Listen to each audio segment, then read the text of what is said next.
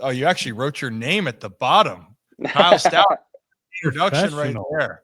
I don't even have to introduce you, but Kyle, dude, it's so great to see you. It has been far too long. Before we came on, we were reminiscing. Zach, you got to hear this. So Kyle and I were teammates in 2021. And that year, do you remember how many jacks you had coming from high A to triple A, out of curiosity? I think total was like 27 in about 115 games, I think. Oh, you might be spot on there.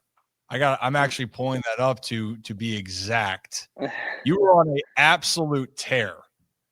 And let's see how correct you are. 2021. You said how many? I said 27 and 115 games played. Oh, man. Maybe Just 125. Maybe 125 games played.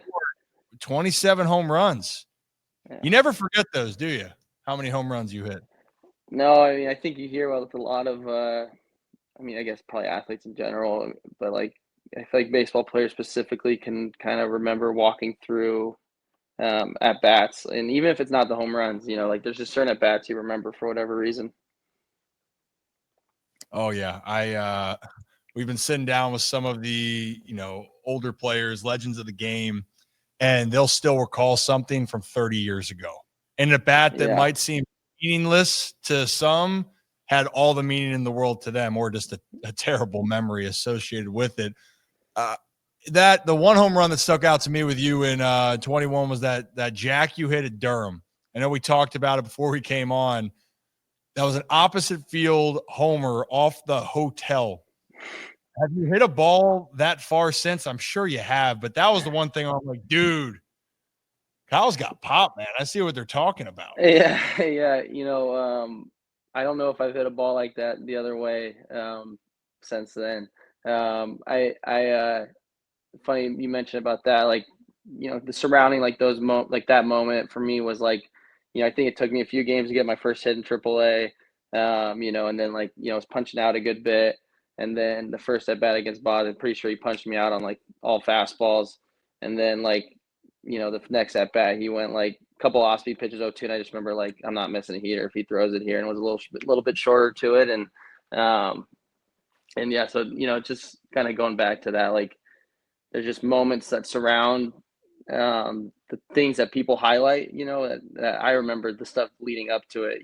Kind of I remember it being the end of the year, kind of grinding. And so it's cool when you can have those moments, kind of to finish strong and to remember. Yeah, I mean that was your rise, and at that time in 21 on that team, then it was you and Adley as far as the top prospects at that moment, and the team was the Bigs was still trying to figure some things out, right? And it was an exciting time. And then you're just kind of waiting. I think one thing, Kyle, I try to give perspective, and I think what I always admired with you is your consistency through the good and the bad. You had to be a little bit patient, for your opportunities. You had to go through moments. What was the most you kind of learned then in Baltimore from getting to the bigs, going back down? I think if it wasn't you, I think Nick Vespi might have rode the Norfolk Yeah. train more as far as doing that. In some cases, it just was the availability, But what did you learn from all that through the Yeah, I time? think um, the time that I'd highlight the most that was probably the most difficult was like at 22. I debuted as a COVID replacement player, got called up in August for the rest of the year, and had a pretty decent showing with the bat. I mean, started off a little bit slow, but I think finished. I mean, only like 100 at bats, finished like at 250, and the thing that's interesting is up until you get to the big leagues, every level is you know, at least for me, how it took place, it was very linear. It was like, hey, I'd get to this new level, I'd struggle for a little bit, I'd figure it out, and then I'd have a good stretch of playing, and I'd go on to the next. And so I kind of thought that's how my big league career would go. To be honest, I thought that you know when I had went through like that early struggle for about 10 games, and then started swinging the bat well, I was like, okay, like I've quote unquote made it, and so the time that was probably the most eye opening for me was just the year of 2023.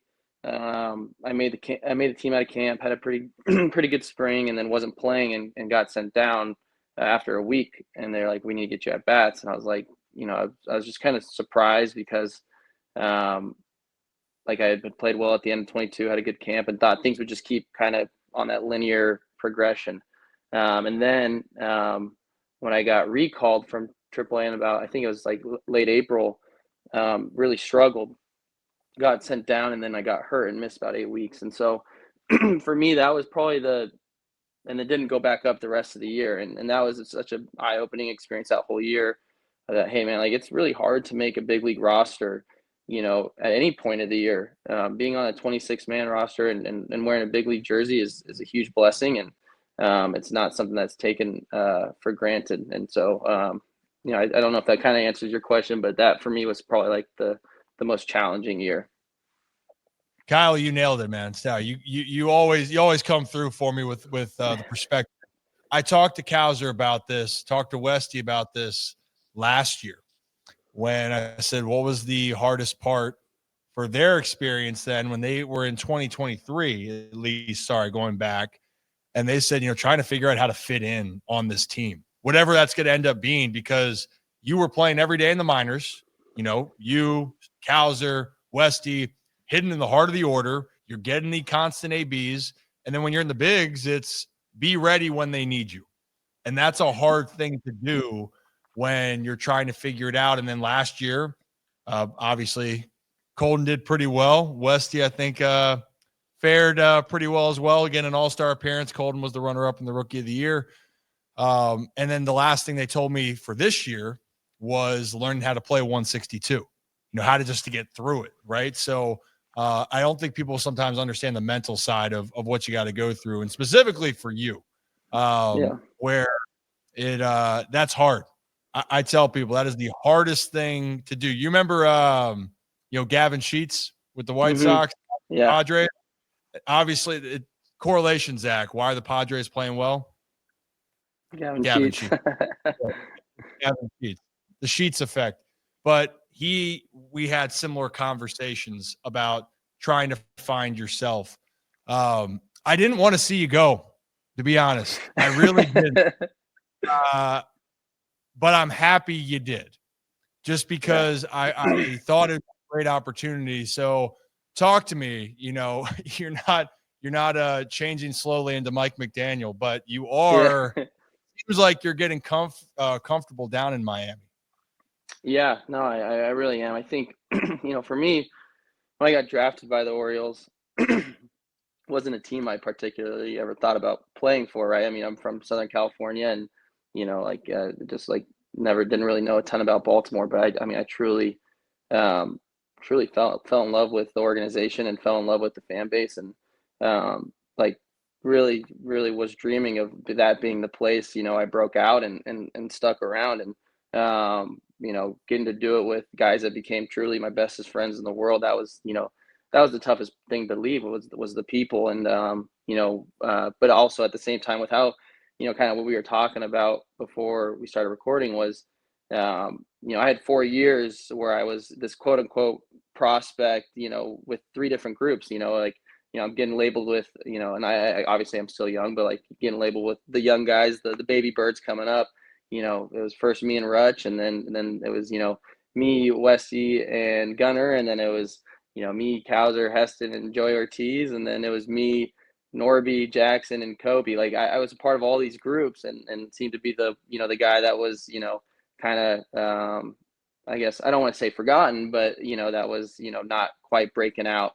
So it's definitely the best thing, for me is in my career to go somewhere, to get that opportunity. And last year, getting traded midseason was far more challenging than I, would have anticipated. Just the whirlwind of, What was yeah, that just during the so season? Like, first off, walk me through for a second for those that don't know. And a lot of people aren't going to be traded midseason, Kyle. So we're going to live vicariously through you. Walk us through that process from when you got the call to then what you had to do after that. yeah, so um, I got optioned in June right after Father's Day in New York, and I was playing pretty well. I was only playing about every third day, but I was playing really well. And so I was really surprised. But when that happened, I was like, man, like if I'm doing this right now and still not like, getting more opportunity, I was starting to like there's a chance that I actually legit get moved. And so fast forward to we decided in Norfolk for that stretch to only do like a 30-day lease, and our 30-day lease was up a week before the trade deadline. And so that last week at home before the trade deadline, we just stayed in a hotel. We sent all of our stuff home that like was essentially unessential. We sent all of it home, and so we're as light as we can. Me and my wife and our dog, and so we drove to Charlotte, which is where we were playing during the trade deadline, with all of our things that we had with us, and so we were kind of like just prepped for whatever was going to happen, and we I was in the tubs. I'd just gotten out, and Kobe came up to me and goes, "Oh, Norby just got traded to the Marlins. Norby and one other player." And I go and check my phone, and I see a missed call from Mike Elias, and I was like, I think I'm on the other player. And so I FaceTimed him, and and had a good conversation with him, and then got a call from Peter Bendix. This was about 3 o'clock, and he goes, "Hey, super excited to have you. We'll call you in a few hours for next steps." I look at the schedule, and the team was in Miami was in Tampa Bay, and they were playing a noon game that next day. And so I was like, oh, there's no shot that I'll be going to that one. I saw the next day, and I was like, oh, they're in Atlanta. I was like, that's 4 hours from Charlotte. We can drive there tonight, and we can kind of get like a little mini off day in Atlanta and meet the team there. And I get a call from Peter at like 8:30, and he says, "Hey, yeah, so we're getting you on a flight tomorrow morning to get you here for this game in Tampa Bay." So it was like 6 a.m. flight, and I get added like into like the Teamworks, and I see that I'm like hitting third for the 12 o'clock game in Tampa Bay, and I think I got there at like 10:30 from the airport. I got to the field at 10:30. First, hour was shaking hands and doing media, and I had about 30, 40 minutes to put on my clothes and, as I'm still meeting people, get out and play. That is incredible. See, this is what we need. This explains. I try to explain the baseball world to some people, Stowie. Some people, they think, oh, everything it's as glamorous as it is. In this moment, it's a glamorous. You're hitting third in the bigs, which is Yeah. amazing. Having Yeah. said that, traveling late at night, it can be a little bit problematic. Switching organizations, Zach, can be a little bit problematic. I'm laughing my ass off thinking that you're getting told Norby's traded, but you don't know you're the other guy yet. Yeah.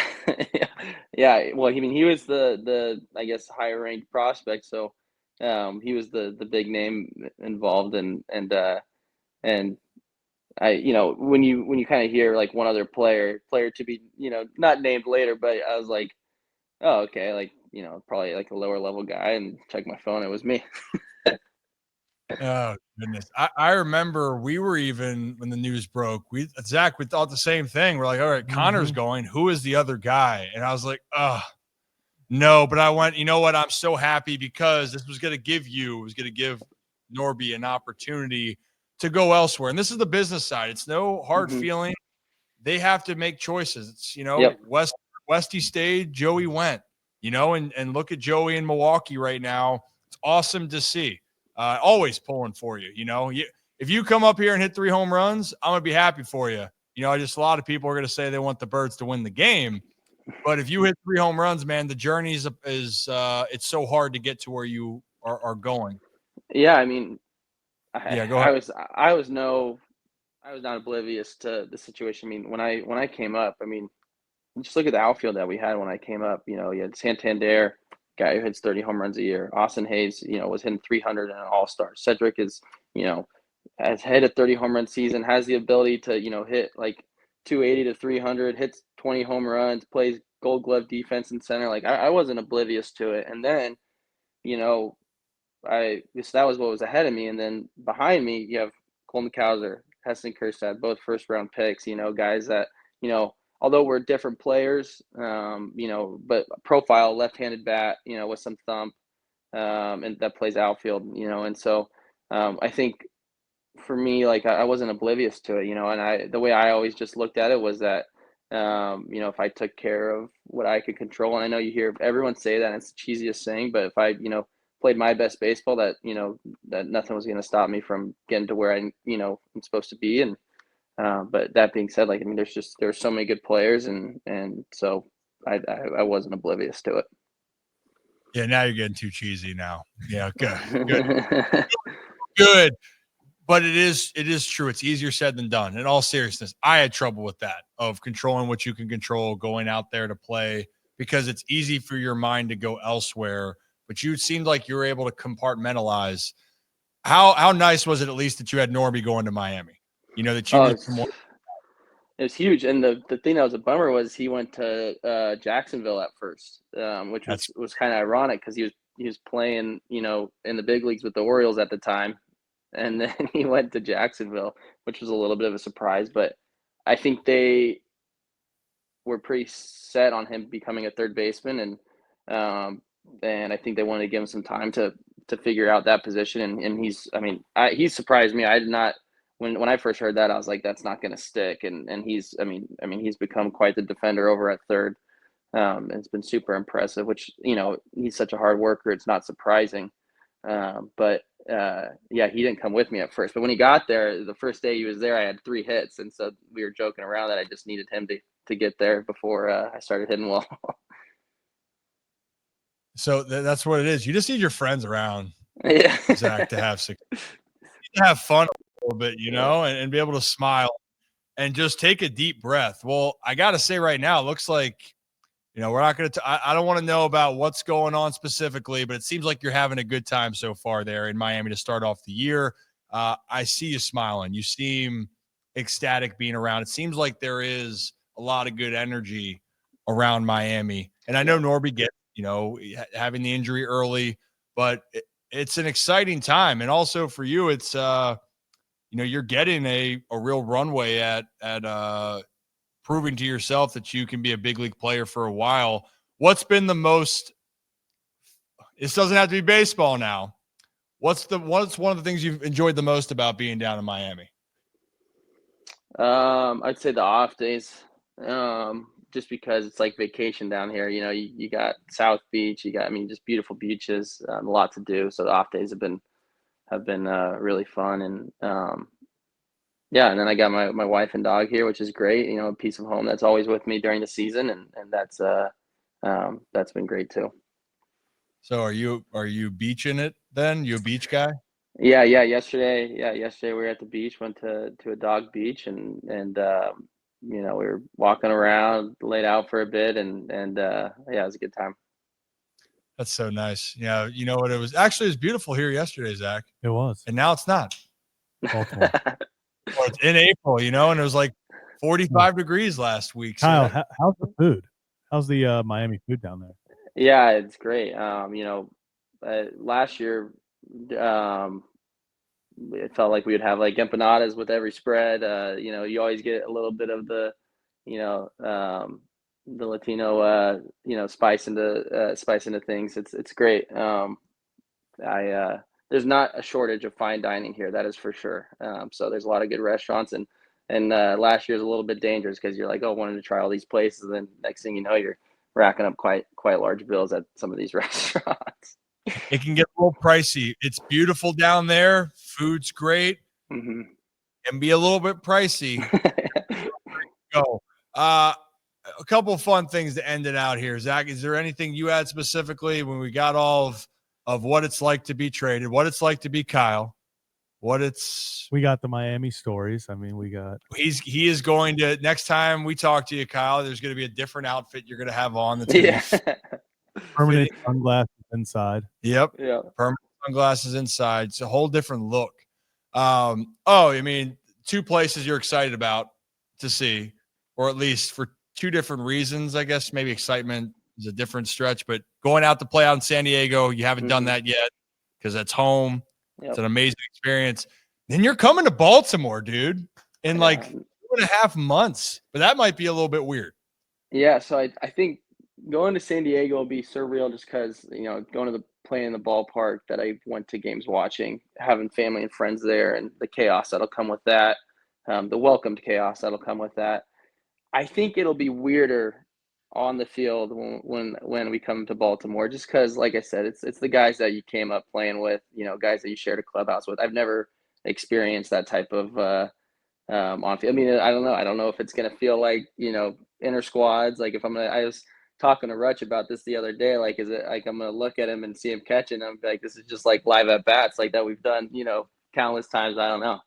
It's gonna be weird, but it's gonna be really cool. I love playing at Camden. I think it's a great ballpark, and I just love the way the city rallies behind the team. So I'm excited to get there, even though I'll be trying to beat you guys, and then you guys will be trying to beat us. But it'll be a lot of fun. Yeah, Zach, there's two ways this can go. What if you hit the warehouse? Yeah, so no one's that'd be back cool. to the warehouse. Yeah, that'd be cool because I didn't do it in my time when I played there. So that'd be cool if I did it. If I did it when we came there. Hey, what's a better feeling? And I know I'm putting you in a tough spot already. Intentional.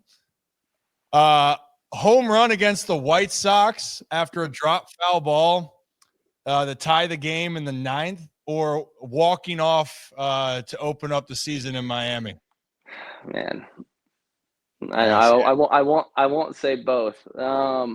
You can say both. That's fine. I mean, that's 1 and 2. It's 1A, 1B, whatever you want to call it. Gosh, first opening day, that was really cool. How about I just break both of those moments down a little bit? Yeah, why don't you do that? Walk us through it real quickly. Yeah. So on opening day, what was so cool about that one was I went into the day with a lot of emotions. I didn't really have a great camp, so still made the team, which was awesome. And it was my first time starting an opening day. And I was just very grateful. For whatever reason, I woke up very grateful to my family and the people that, helped me get to that point. I sent a picture of my family that's, of me playing at 12 years old. And I said, today I'm, proud of this guy for dreaming of being here. And I wrote in my journal that. And then I also said, today I'm playing for also myself 20 years from now, who would give anything to be back in this moment. And so to have that on that day was so special because there's a lot of emotions, like, getting a little bit emotional talking about it now. Yeah. The homer in Camden, we talked about the homer off of in Durham. I was really struggling when I first got called up. I mean, a lot of swing and a miss a lot. I just before that punched out 4 times on the Little League game, my first time playing on Sunday Night Baseball.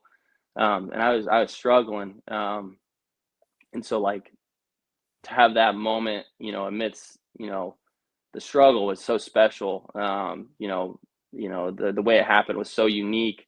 And I just remember like the way people described me, because I almost remember it more so from watching videos of it, because I blacked out when I hit the homer, my first homer. I just remember feeling like that was the first moment where I really belonged in the clubhouse and I could make an impact at the big league level. So both of them special moments, ones I'll never forget. Hopefully there's more moments like that to come. Dude, see, this is why I told you, Zach. Stowie's like the best guy you're gonna know. You're getting me all emotional about these moments. Really special though, and the thing that I'm happy about, and what I saw from you from the get-go, first and foremost, it's always been about for me the person first. If I was scaling you on a rate, you're an 11 out of 10. You are one of the most genuine guys I got to be around. And you are one of the most talented guys. I just wanted to see you get a chance. And it looks like you're going to have that down in Miami. Stow, I appreciate you, man. Thank you. Good luck. Keep doing your thing. And I'll be talking to you soon. All right. Yeah. Thank you, Rip. I appreciate it.